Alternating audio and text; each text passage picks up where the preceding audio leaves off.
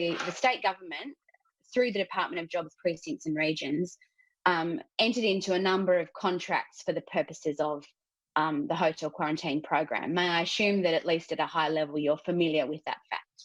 Yes. And indeed, in particular, contracts were entered into firstly with hotels for accommodation.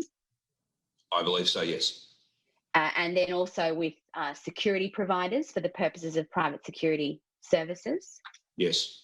And also with cleaning companies for the purposes of cleaning. Yes. And would you agree with me that those are three key components of the hotel quarantine program, where people will be required to stay, who's going to make sure they stay there, and who's going to make sure that it's a clean and infection-free environment for them? Yes. And would you agree with me that all three of those components were necessary because this was a hotel quarantine model? They wouldn't have been components that were necessary in the same way if we were using a home isolation model. Yes.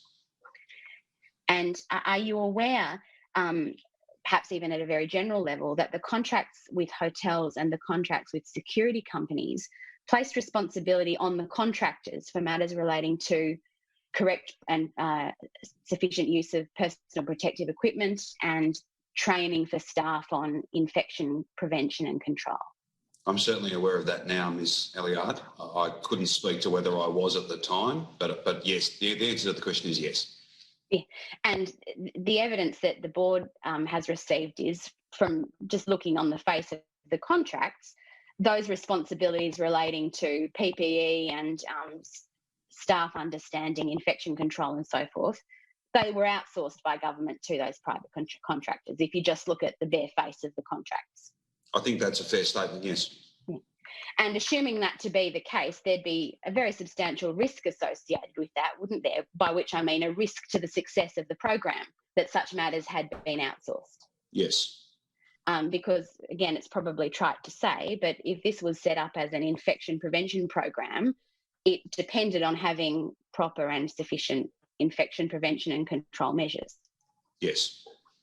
Now, you may be aware that there's been differing views presented to the board about whether or not it was just the bare contractual arrangements or whether or not there was other responsibilities assumed by departments of the state and the extent to which they fulfilled those additional obligations if they existed, and those would be matters for the board to decide. But would you agree with me that these issues of infection control were too important to be left entirely to private contractors? I think, yes, I think I can agree with that statement. Given what's at stake, given the seriousness and the infectivity of this virus, Ms. Ellyard, I think that's a fair statement, yes. Because, I mean, contractual remedies after the fact would hardly be enough if by reason of a contractual failure the infection got out and spread in the community.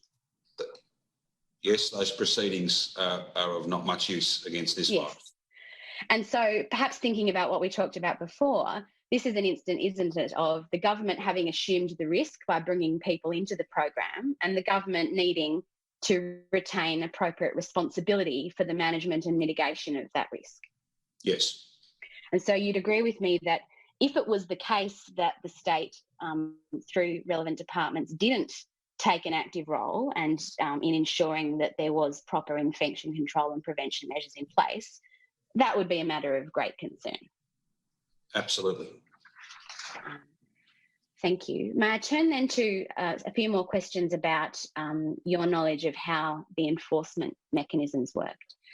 And I'm directing your attention to paragraph 41 and following of your statement, Premier, if that assists you. Are you able to recall when you became aware that the front line of enforcement for the program being put in place was going to be private security guards rather than some other mechanism? Ms. Ellyard, I can't point to a specific meeting or document, but I'll take you back to my answer earlier. I announced these arrangements, at least in broad terms, on the 28th. So I must have been informed of those final decisions prior to then. Do you recall whether or not you had an opinion at the time you became aware of it about the appropriateness or otherwise of that frontline enforcement role being given to private security? No, I don't believe. Although I can't speak to whether I did that. That is some time ago, and I've no